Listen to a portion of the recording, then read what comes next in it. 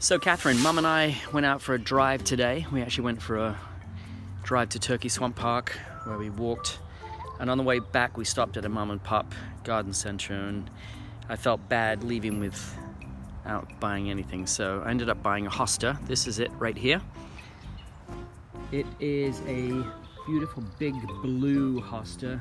I don't know the actual name of this, but this will grow eventually to about 3 or 4 foot wide. It's pretty huge.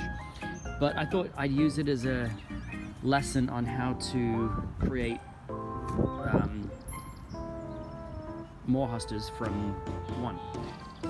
Most of the hostas that you see growing here are all done through division. We got some nice big leafed ones, we've got some variegated ones, all kinds of shapes and sizes. I really like this one. It has a very white edge and a dark green innard. But we have dozens and dozens and dozens of hostas throughout the woods here. There's a bunch over there under that tree, more over there. So let me show you how division works. It's pretty straightforward. So if I planted this in the ground, it would grow in size by at least 30% between now and next year. But because I don't really have a particular spot for it, I just bought it really more as a courtesy to the garden center. I'm going to divide this up. Let's see how many we can get out of this. So you can see it's got nice healthy roots. This is a very tolerant plant. I'm literally hacking it in half.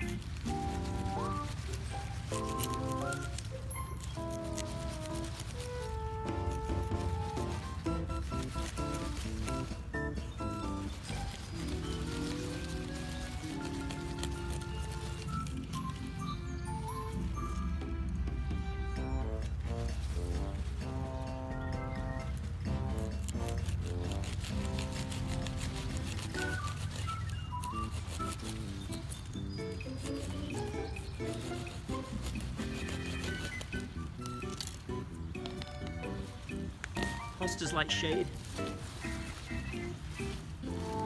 They don't like to dry out either. Okay, so right there we have 2. I'm going to take it further though.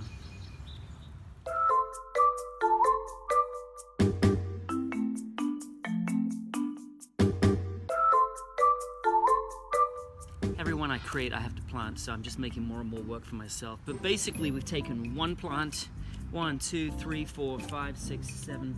We now have 8. This can go on forever, over a period of years. But this is one of the simplest and cheapest ways to make plants. So these have come out to what, $1.20 each. That's a pretty good deal. Let's get them in the ground. That's it. That's one simple way to create free or multiple plants. Another way is this, seeds. This plant right here, this hosta, I'm not sure if that's the mama, but these are self-sown seedlings, and I'm just going to leave them where they are. There's quite a few of them dotted around here because I've had hostas in this area for so many years now. And yeah, they're going to create more. And while we're on the subject of division, let me just show you these ferns right here. This is a pretty huge patch. There's another one right over there. I like them because they create ground cover. These are getting a little bit too rampant. There's some hostas that are kind of caught up in the middle. Next spring, what I think I need to do is to either cut back some of the ferns or move these hostas. But I like this patch because these are great for greenery for the dahlias when we give away the jars of flowers.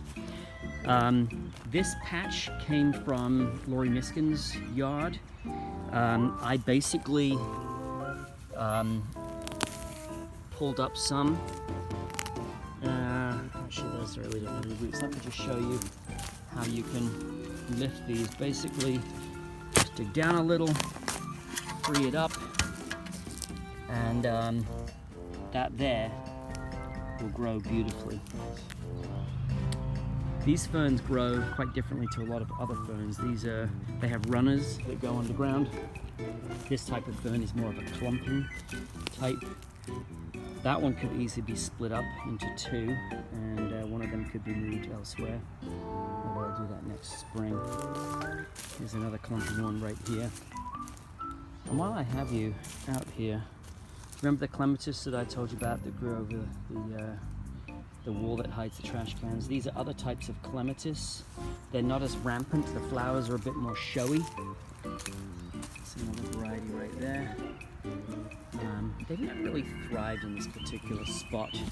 One thing that I plan to do is to put some tabletops on top of these posts so that I can display the bonsai trees on there. I think that would be a good use of those tree stumps.